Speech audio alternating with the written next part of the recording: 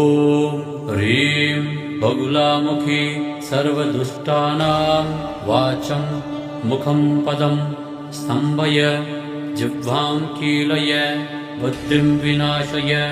ह्रीं ॐ स्वाहा।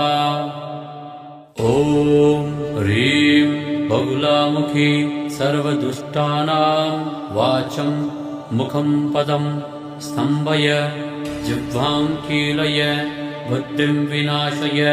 ह्रीं ॐ स्वाहा।